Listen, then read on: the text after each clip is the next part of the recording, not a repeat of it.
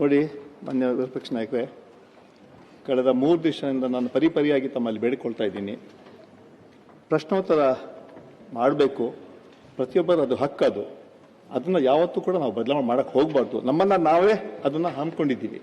ಯಾಕಂದ್ರೆ ಭಾಳ ಕಷ್ಟಪಟ್ಟು ನಿನ್ನೆ ಕೂಡ ಹೇಳಿದೆ, ನಾನು 2 ಸಲ ಮನವಿ ಮಾಡಿಕೊಂಡೆ. ಇವಾಗ ಅದು ಮತ್ತೆ ಹೇಳ್ತೀನಿ ನಾನು, ಎಲ್ಲ ಸದಸ್ಯರು ಸಾಕಷ್ಟು ಕ್ವಶನ್ಸ್ ಬಂದಿರುತ್ತೆ, ಎಲ್ಲ ಮಂತ್ರಿಗಳು ತಯಾರಾಗಿ ಬಂದಿರ್ತಾರೆ, ಅಧಿಕಾರಿಗಳು ತಂದು ಎಷ್ಟೋ ದಿನ ಹೋಗ್ಬಿಟ್ಟು ಮತ್ತೆ ನಾನು ನಿನ್ನೆ ಕೂಡ ಹೇಳಿದೆ, spending lot of money on question answers, 330 calling ಅಟೆನ್ಷನ್ನು. ಅದರಿಂದ ದಯವಿಟ್ಟು ಮತ್ತೆ ತಮ್ಮನ್ನು ಮನವಿ ಮಾಡ್ತೀನಿ, ಪ್ರಶ್ನೋತ್ತರ ಆಗಲಿ, ನೀವು ಏನು ಬೇಕಾದ್ರೂ ಕೇಳಿ, ನಾವು ಚರ್ಚೆಗೆ ತಗೊಳ್ಳಿ ಅಂತ ಹೇಳಿ, ಸರ್ಕಾರ ಉತ್ತರ ಕೊಡಿಸಿ ಅಂತ ಹೇಳಿ ಉತ್ತರವನ್ನು ಕೊಡಿಸೋಕೆ ಪ್ರಾಮಾಣಿಕ ಪ್ರಯತ್ನ ಮಾಡ್ತೀನಿ. ಆದರೆ ಇಡೀ ರಾಜ್ಯದಲ್ಲಿ ಗಮನಿಸ್ತಾ ಇದ್ದಾರೆ. ಎಲ್ಲ ಬೆಳಿಗ್ಗೆ ನನಗೆ ನಿನ್ನೆ ಸಾಯಂಕಾಲ ಬೆಳಿಗ್ಗೆವರೆಗೂ 106 ಕರೆ ಬಂತು. ಕೆಲವರು ನಮ್ಮಲ್ಲಿ ಬೇಜಾರು ಪಡ್ಕೊಂಡ್ರು, ನೀವು ಯಾಕೆ ವಿರೋಧ ಪಕ್ಷದ ಮಾತಾಡ್ತಾ ಇಲ್ಲ, ಯಾಕೆ ಹಿಂಗೆ ನಡೀತಾ ಇದೆ, ಬರ ಇದೆ, ನೀರಿನ ಸಮಸ್ಯೆ ಇದೆ, ಹಲವಾರು ವಿಚಾರಗಳು ಚರ್ಚೆ ಮಾಡಬೇಕಾಗ್ತದೆ. ಈ ಹಿರಿಯರ ಸದನ ಇಲ್ಲಿ, ಈ ಸದನದಲ್ಲಿ ಯಾಕೆ ಹಿಂಗೆ ಆಗ್ತಾ ಇದೆ ಅಂತ ಹೇಳೋ ಮಾತನ್ನ ನನ್ಗೆ ಹೇಳ್ತಾ ಇದ್ದಾರೆ. ಆ ಕನ್ವೆ ಕೂಡ ಮಾಡಕ್ಕೆ ಹೇಳ್ತಾ ಎಷ್ಟೋ ಸಾಹಿತಿಗಳು ಫೋನ್ ಮಾಡಿದ್ರು ನನಗೆ.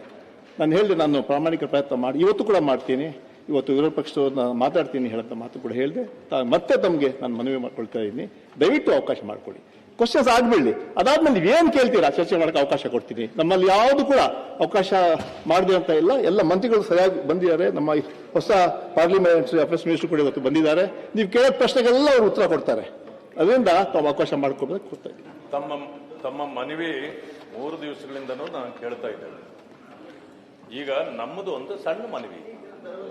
ಆಮೇಲೆ ನಾನು ಒಂದು ಹೇಳ್ತೇನೆ, ತಾವು ಕೇಳಿದ್ರಿ ವಿರೋಧ ಪಕ್ಷಗಳು ಯಾಕೆ ಇಷ್ಟು ಹಠ ಮಾಡ್ತೀವಿ ಅಂತೇಳಿ ಜನ ಕೇಳ್ತಿದ್ದಾರೆ ಅಂತ ತಾವು ಕೇಳಿದ್ರಿ.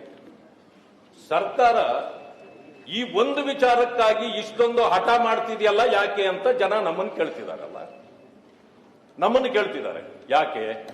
ಇವತ್ತು ನಿನ್ನೆಯಿಂದ ನೋಡ್ತಾ ಇದ್ದೇವೆ ನಾವು.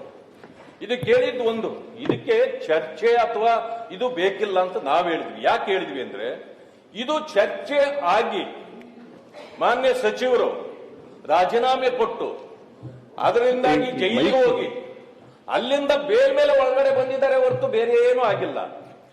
ನಾಗೇಂದ್ರ ಅವರ ಬಗ್ಗೆ ನಮಗೂ ಗೌರವ ಇದೆ. ಆಮೇಲೆ ಅವರು ಈಗ ಅಲ್ಲ, ನಾನು ಹೇಳ್ತೀನಿ, ಇದೆಲ್ಲ ಚರ್ಚೆ ಮಾಡಕ್ಕೆ ಅವಕಾಶ ಮಾಡಿಕೊಡ್ತೀವಲ್ಲ ನಾನು.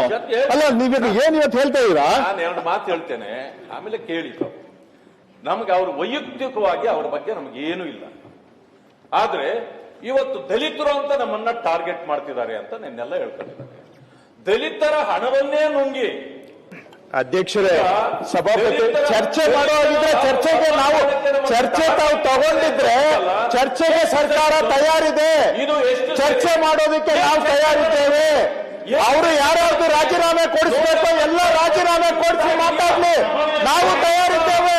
ಅವರಲ್ಲಿ ಇವ್ರ ಮನೆಯಲ್ಲಿ ಹೆಗ್ಗಣ ಬಿದ್ದಿದೆ, ಮನೆಯಲ್ಲಿ ಹೆಗ್ಗಣ ಇವ್ರ ಕಟ್ಟೆಯಲ್ಲಿ ಹೆಗ್ಗಣ ಬಿದ್ದಿದೆ, ಮತ್ತೆ ಇವ್ರ ಕಟ್ಟೆಯಲ್ಲಿ